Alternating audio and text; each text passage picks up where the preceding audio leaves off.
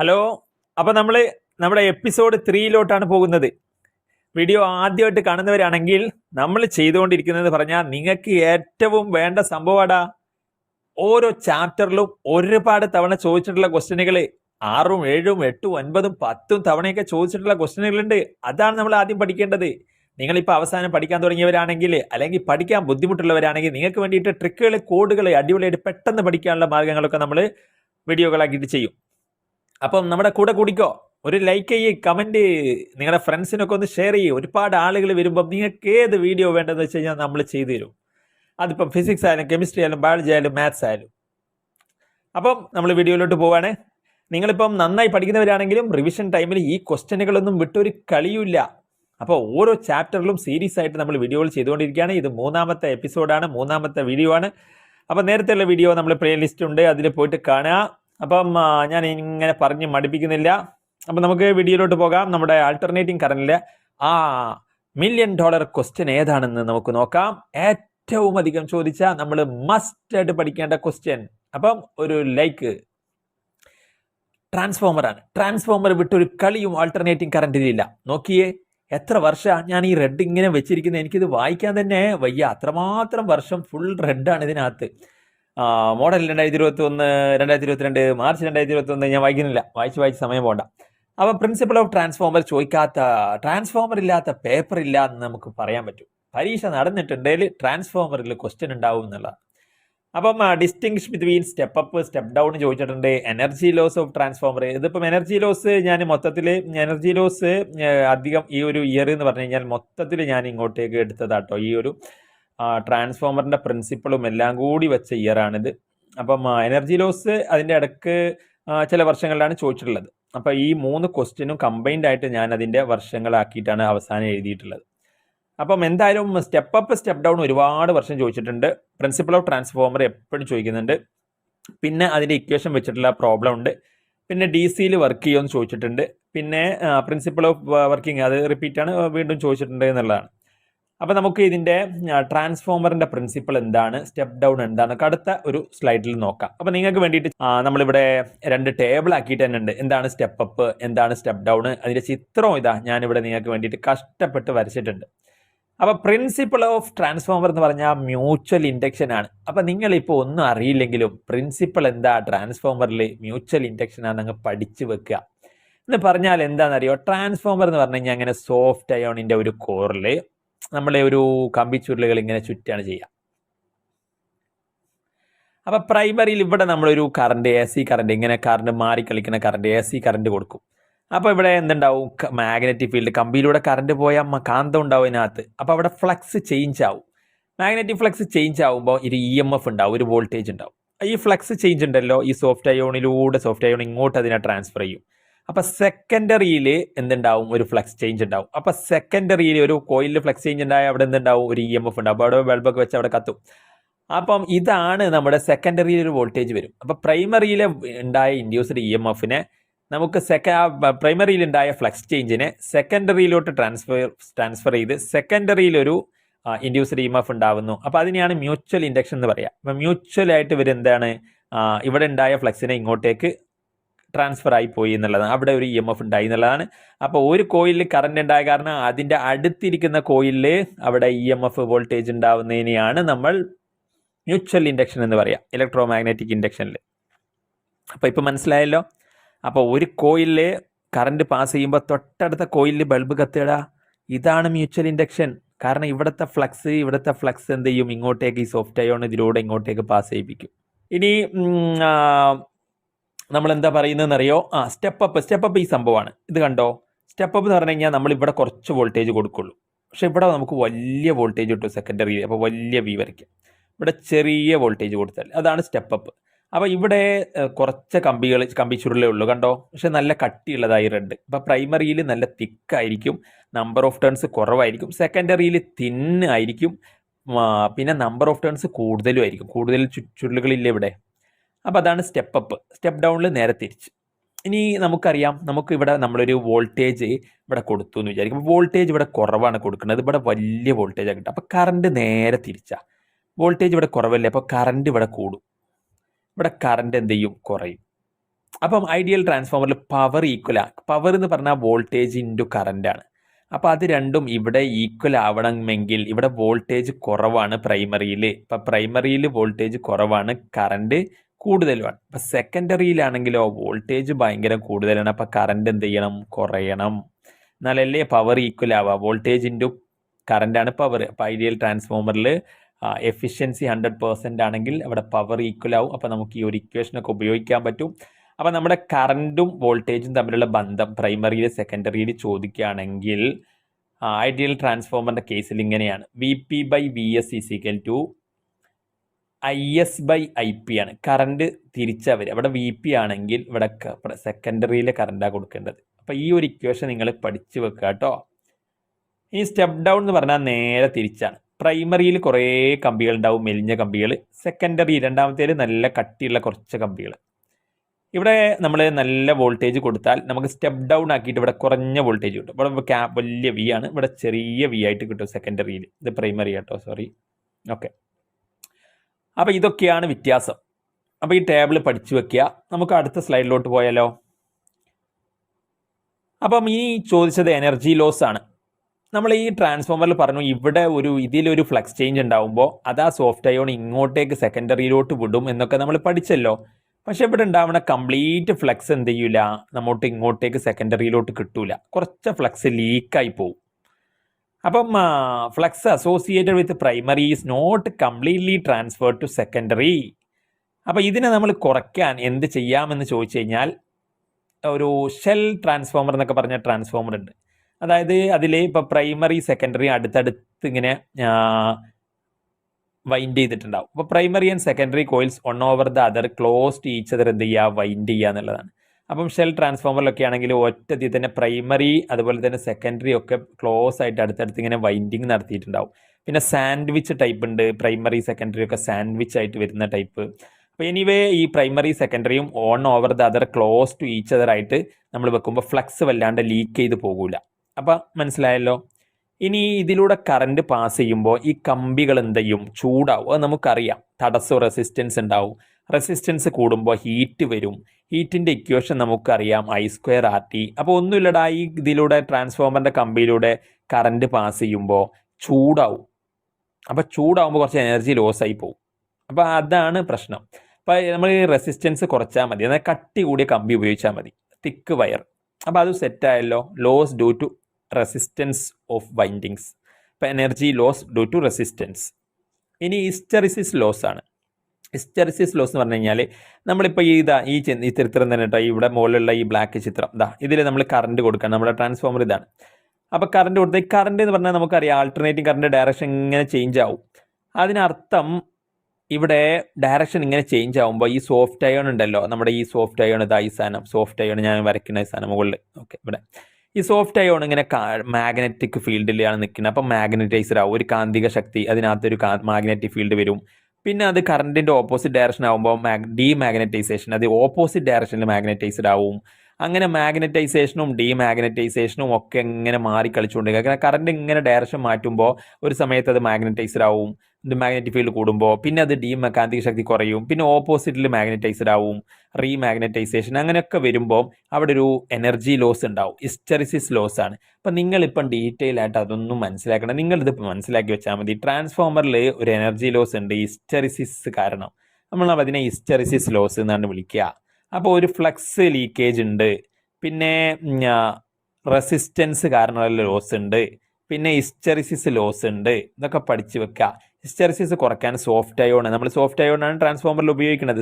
Soft ion ആണ് ഈ ട്രാൻസ്ഫോമറിലെ നമ്മുടെ ഈ കോറ്. അപ്പോൾ സോഫ്റ്റ് അയോൺ ഉപയോഗിക്കുക എന്നുള്ളത് തന്നെയാണ് അതിൻ്റെ ഒരു വഴി. സ്റ്റീലൊക്കെ ആണെങ്കിൽ ഹിസ്റ്ററിസിസ് ലോസ് കൂടുതലാണ്. പിന്നെ എഡ്ഡി കറണ്ട് എന്ന് പറഞ്ഞു കഴിഞ്ഞാൽ നമ്മളിപ്പോൾ ഇവിടെ ഈ ഒരു സോഫ്റ്റ് അയോണിൻ്റെ കോറാണല്ലോ.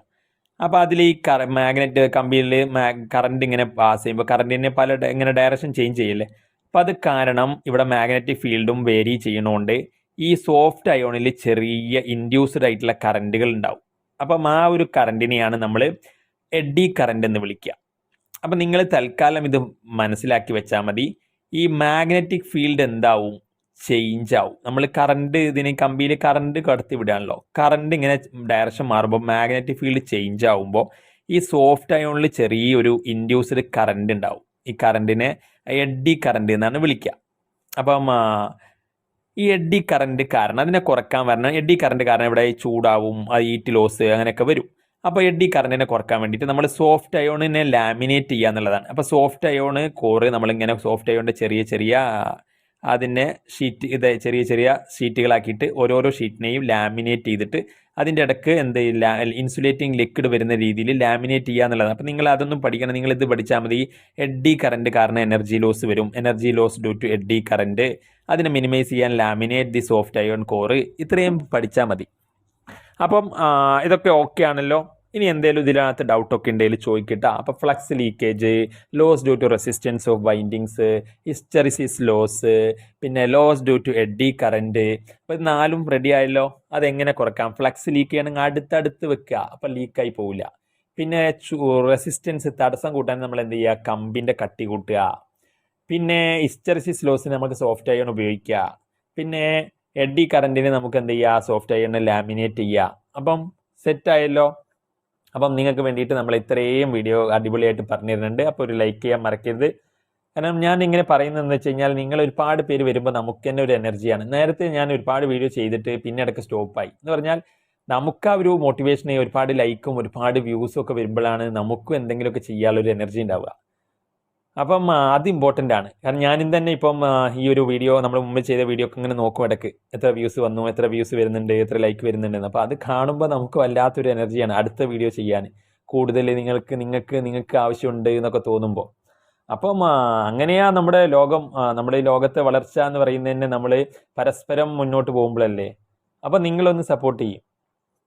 ഇനി നമ്മൾ പഠിക്കാനുള്ളത് ട്രാൻസ്ഫോമറിൻ്റെ മറ്റൊരു ഇക്വേഷനാണ്. ഇത് വളരെ സിമ്പിളാണ്. നമുക്ക് ട്രാൻസ്ഫോമറിൽ ഒരു ഇക്വേഷൻ ഇതാണ്: വി എസ് സെക്കൻഡറിയിലെ വോൾട്ടേജ് ബൈ പ്രൈമറിയിലെ വോൾട്ടേജ് എന്ന് പറഞ്ഞാൽ number of turns in secondary by number of turns in primary ആണ്. അപ്പോൾ V S by V P സമം N S by N P എന്നുണ്ട്. അപ്പം നേരത്തെ നമ്മൾ കറണ്ടിൻ്റെ ഒരു ഇക്വേഷൻ നേരെ തിരിച്ചാൽ പഠിച്ചിട്ടുണ്ടായിരുന്നു. ഇവിടെ കറണ്ട് വരികയാണെന്നുണ്ടെങ്കിൽ കറണ്ട് ഇങ്ങനെ വരിക: I P by V S മുകളിലാണെങ്കിൽ മുകളിൽ കറണ്ട് ഐ പി ആ വരിക, I P by I S. Current നേരെ തിരിച്ചാണ്. അപ്പോൾ ഈ ഒരു 3 കാര്യങ്ങൾ നിങ്ങൾ ഓക്കെ ആക്കി കഴിഞ്ഞാൽ ട്രാൻസ്ഫോമറിൻ്റെ ഏത് പ്രോബ്ലം നിങ്ങൾക്ക് സോൾവ് ചെയ്യാൻ പറ്റും.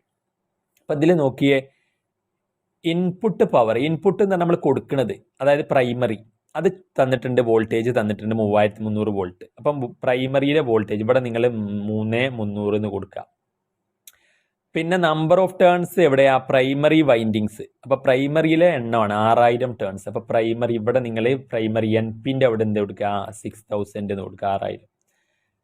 പിന്നെ വി എസ് തന്നിട്ടുണ്ട്, ഔട്ട്പുട്ട് പവർ അറ്റ് 220. അപ്പോൾ ഔട്ട്പുട്ട് ഇവിടെ 220 കൊടുക്കുക, വി എസ്.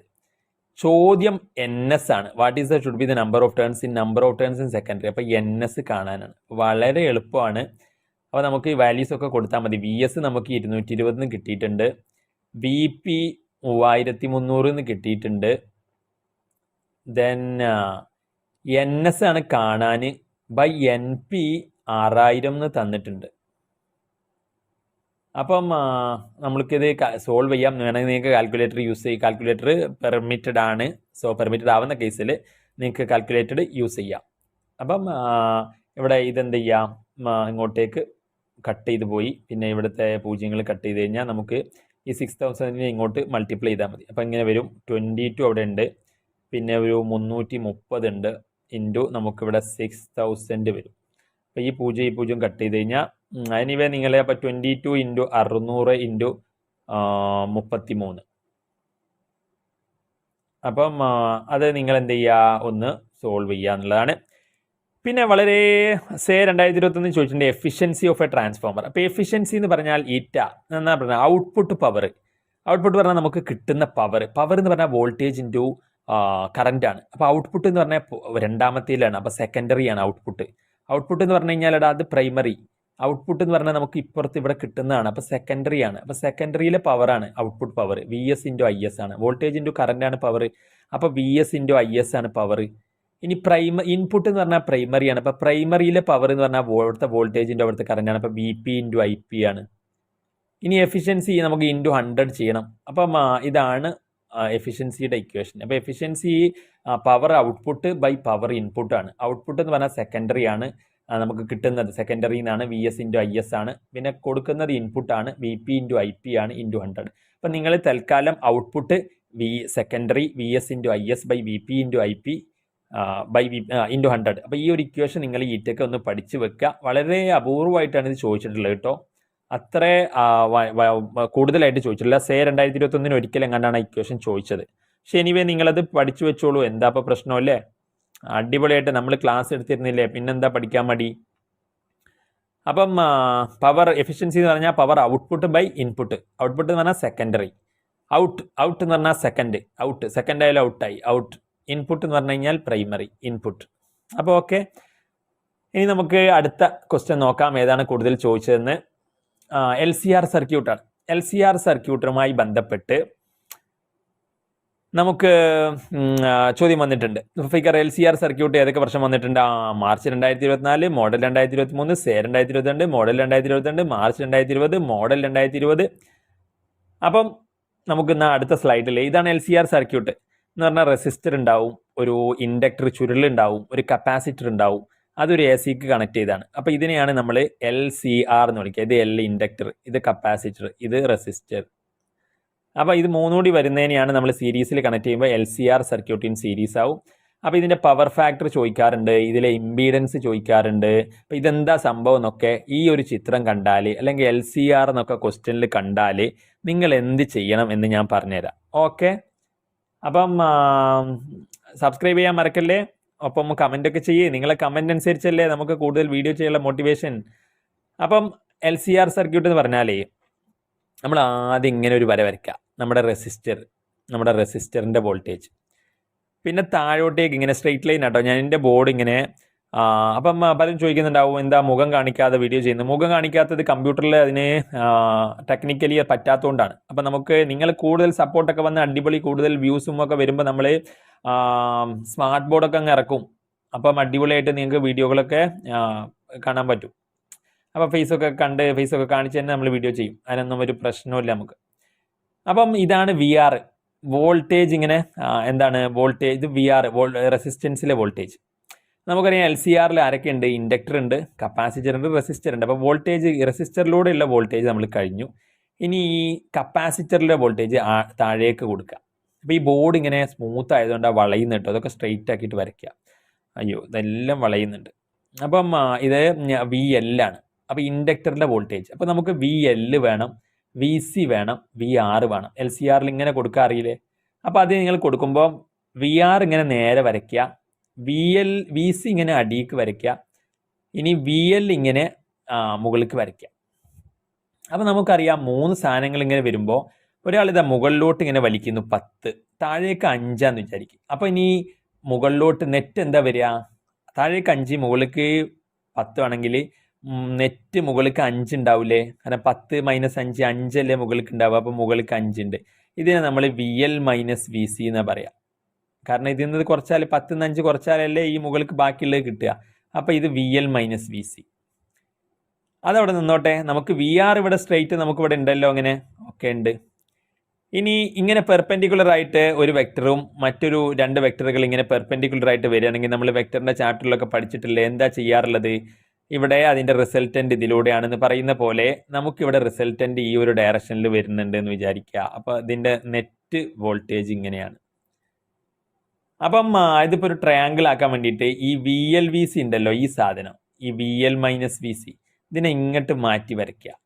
അപ്പോൾ ഇവിടെ VL - VC ആയി. അപ്പോൾ നമുക്ക് ഇങ്ങനെ ട്രയാങ്കിൾ കിട്ടി. ഇവിടെ ഒരു V നെറ്റ് നമ്മുടെ വോൾട്ടേജ് ഉണ്ട്, പിന്നെ ഇവിടെ VR നമുക്കുണ്ട്, പിന്നെ ഇവിടെ നമ്മളിപ്പോൾ വരച്ച് കൊടുത്ത VL - VC ഉണ്ട്. ഇനി നമ്മൾ പൈതഗോറസ് തിയറി നമ്മൾ അപ്ലൈ ചെയ്യുക. ഹൈപ്പോട്ടണിസ് എന്ന് പറഞ്ഞാൽ എന്താണ്? ഹൈപ്പോട്ടണിസ് V നെറ്റ് എന്ന് പറഞ്ഞാൽ എന്താണ്? Base VR voltage through resistor square plus VL - VCൻ്റെ ഹോൾ സ്ക്വയർ. ഇനി എപ്പോഴും ഇവിടെ നെറ്റ് AC സർക്യൂട്ടിലെ വോൾട്ടേജ് എന്ന് പറഞ്ഞാൽ നമുക്കറിയാം V = കറണ്ട് ഇൻറ്റു റെസിസ്റ്റൻസ് അല്ലേ? അപ്പോൾ ഇവിടെ LCR സർക്യൂട്ടിലെ നെറ്റ് റെസിസ്റ്റൻസിനെ നമ്മൾ ഇംപീഡൻസ് Z എന്നാണ് പറയുക. അപ്പം നമ്മൾ ഇവിടെ നെറ്റ് വോൾട്ടേജിൻ്റെ പകരം നമുക്ക് കറണ്ട് ഇൻറ്റു ഈ സർക്യൂട്ടിലൂടെയുള്ള സീരീസ് സർക്യൂട്ടാണ്. അപ്പോൾ കറണ്ട് എല്ലായിടത്തും സെയിമാണ്. കാരണം LCR സർക്യൂട്ട് ഇതല്ലടാ, എൽ ഇൻഡക്ടർ കപ്പാസിറ്റർ. അപ്പോൾ ഇതിൽ വോൾട്ടേജ് സെയിം, കറണ്ട് എല്ലായിടത്തും എന്താണ് സെയിം ആണ്, ഒരേ കറണ്ട് അല്ലേ പോണത്. അപ്പോൾ ഇനി ഈ നെറ്റ് വോൾട്ടേജ് എത്രയാണെന്ന് നമ്മൾ കാണണം. അപ്പോൾ നെറ്റ് വോൾട്ടേജ് എന്ന് പറഞ്ഞാൽ കറണ്ട് ഇൻറ്റു അതിലെ നെറ്റ് തടസ്സമാണ്. Voltage V is equal to IR ആണ്. വോൾട്ടേജ് എന്ന് പറഞ്ഞാൽ കറണ്ട് ഇൻറ്റു തടസ്സമാണ്. സാധാരണ നമ്മൾ പറയുന്ന റെസിസ്റ്ററിന്റെ കേസിലാണെങ്കിൽ, ഇവിടെ 3 എന്നുള്ള കേസിൽ നമ്മൾ നെറ്റ് തടസ്സത്തെ Z എന്ന് പറയാം. അപ്പോൾ ആറിന് പകരം എന്താ പറയുക, Z സമം VR നമുക്കറിയാം current through resistor into resistance. അപ്പോൾ ഇങ്ങനെ എഴുതാം. Plus VL current through inductor, എല്ലാ കറണ്ടും ഒന്ന് തന്നെയാണ്. നമ്മൾ പറഞ്ഞു സീരീസിലാവുമ്പോൾ കറണ്ട് ഒന്നാന്ന് പറഞ്ഞോടാ, അതിലൂടെ എങ്ങനെ പാസ് ചെയ്യുന്ന കറണ്ട് തന്നെ ഇതിലൂടെ ഒക്കെ പാസ് ചെയ്യുക സർക്യൂട്ടിൽ, ഇൻഡക്ടറിലൂടെ റെസിസ്റ്റൻസിലൂടെ ഒക്കെ. അപ്പോൾ ഇവിടെ വരിക I ഇൻറ്റു ഇൻഡക്ടറിൻ്റെ തടസ്സം XL ആണ്, മൈനസ് I ഇൻറ്റു കപ്പാസിറ്ററിൻ്റെ തടസ്സം XC എന്നാണ് പറയുക. അപ്പം സ്ക്വയർ.